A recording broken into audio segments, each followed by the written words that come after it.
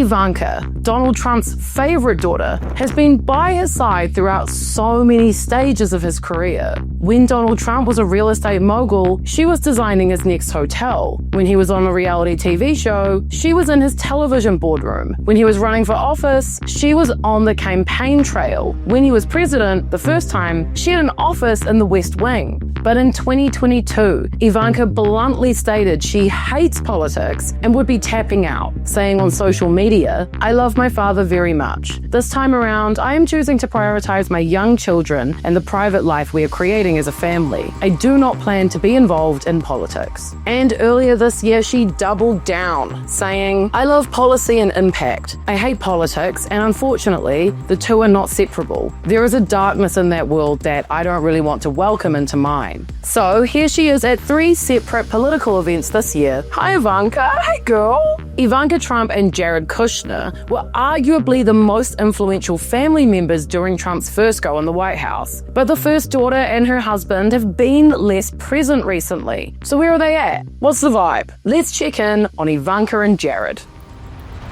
In January, Ivanka shed some light on the role she hopes to play in her father's life and discussed the differences between the first and second terms, saying, "We were like the pioneers. Nobody really knew what to do with him as a political figure. Now there are so many people around. I think I'm most looking forward to just being able to show up for him as a daughter and be there for him to take his mind off things, to watch a movie with him or watch a sports game. To know that he can be with me and be himself and just relax, and for me to be able to provide that for him in a very loving way as his daughter." I don't know because I don't have a dad, if you couldn't tell, but is that last bit a bit weird? Is that kind of weird? It might not be. Somebody with a normal family dynamic in the comments tell me, please. Thank you. Despite Ivanka's disdain for politics, there could be more going on behind the scenes that contributed to her choice to take a back seat. Yes, her children are getting older, and it's a very intense public situation to expose your children to. And I do imagine that that is the key reason. However, the couple kept their distance after the January 6th United States Capitol attack, and although they haven't taken roles in the second administration, Kushner and his family seem to be getting some perks and jobs, and Jared has been linked to Trump's very, very controversial plans to depopulate and redevelop the Gaza Strip, but we will get to that.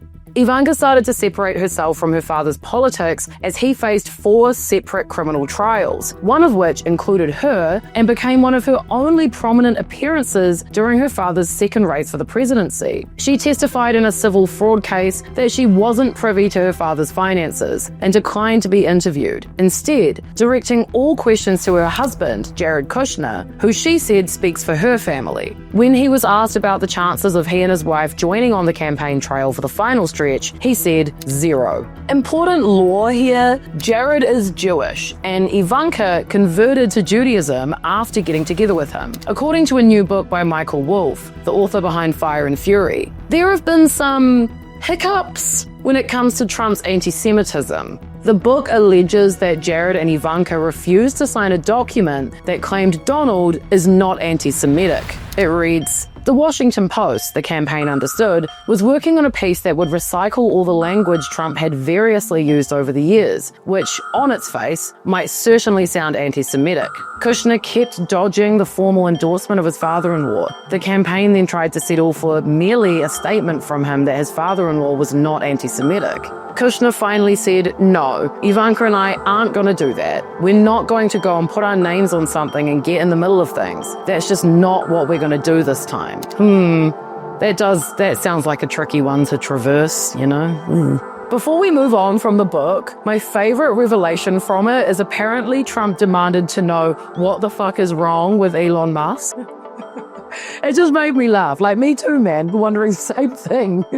Anyway, Ivanka might have her own political issues with her father after his new administration essentially gutted a lot of her previous hard work, and it's actually really sad. Ivanka once championed the work of the US Agency for International Development, and her key priority within the agency was a government-wide initiative focused on economic empowerment for women in developing countries. Her dad signed a presidential memorandum establishing the Women's Global Development and Prosperity Initiative, calling it a matter of national security and a tremendous step for women.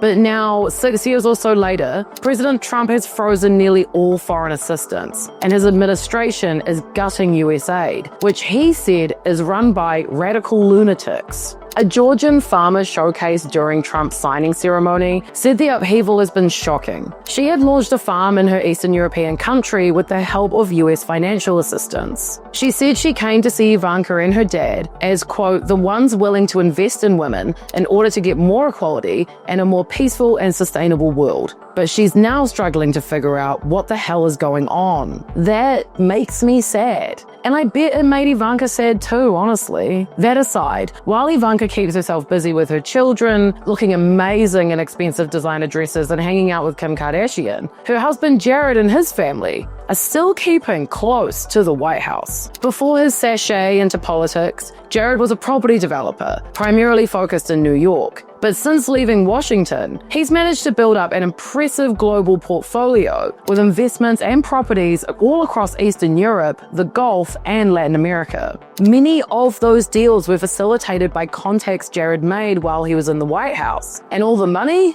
Well, many people seem to think he got it from Saudi Arabia. You might remember the viral post that claimed Jared took $2 billion from Saudi Arabia and was accused of giving them classified information. This is like half true, almost. Saudi Arabia's sovereign wealth fund did invest $2 billion in Affinity Partners, the private equity firm founded by Jared after he departed the Trump administration. But all that money doesn't directly go to Jared himself. In 2018, some members of Congress accused Jared of sharing classified information with Saudi officials, but that allegation was never proven, so who knows?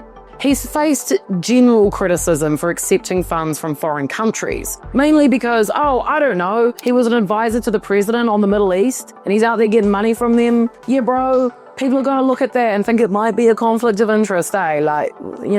Furthermore, in 2022, a House committee opened an investigation into claims that Jared leveraged his position in Trump's administration to land the $2 billion Saudi investment. And in October, House Democrats requested that a special counsel be appointed to investigate whether he was acting as an unregistered foreign agent. Now in 2025, he's, how do I put this?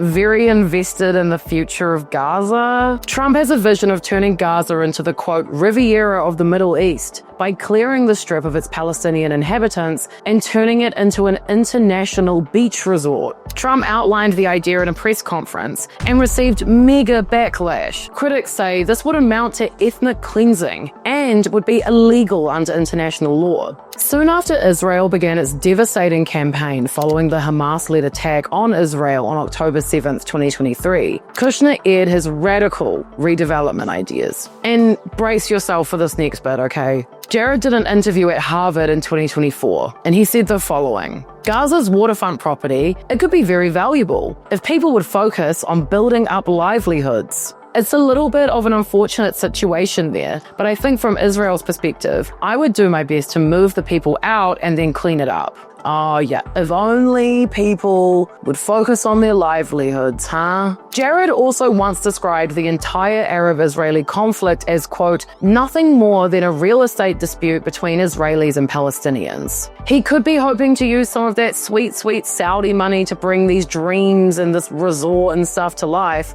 but the Saudi government might not be so keen. In February, Saudi Arabia's foreign ministry said the kingdom rejected any attempt to displace the Palestinians from their land, and apparently royal court members don't think the idea is feasible to begin with. It's unclear whether Jared has started any talks with the countries involved, or if the $2 billion investment is set to be used in Gaza. But Jared has been working hard for years to make powerful connections in the Middle East. He's especially interested in the possibility of Saudi Arabia and Israel getting closer, since he has strong political connections in both countries. But this could involve him giving advice on something that impacts Saudi Arabia, which is also one of the biggest investors in Affinity. Conflict of interest.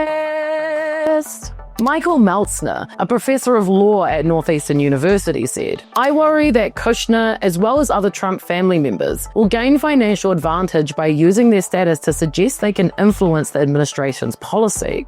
Speaking of, Jared's father Charles, a mega-rich property developer, was appointed by Trump as ambassador to France. He was pardoned by the president during his last term. And if you're wondering what he did, it's so easy to guess that it's actually boring. He pleaded guilty to federal charges of tax evasion, campaign finance offenses, and witness tampering, and he was sentenced to 2 years in prison in 2005. Wow, what, Trump's friend? Shocking! So what's next for Ivanka and Jared? Will they keep doing their thing behind the scenes while occasionally popping up in political circles? Probably. Will Jared keep trying to turn Gaza into the next beachfront paradise while making millions along the way? Absolutely. And will Ivanka continue to keep a low profile while looking fabulous in high-end dresses and sharing family moments with Kim Kardashian? Most likely. Thank you so much for watching. Don't forget to like and subscribe. We do 5 videos a week on everything happening around the world and everything happening on the internet. And before someone is mean to me in the comments, yes, I lost 2 nails. I went to a concert and I lost 2 nails. Okay, sue me. I'm a good person. It's just the nails. See you tomorrow.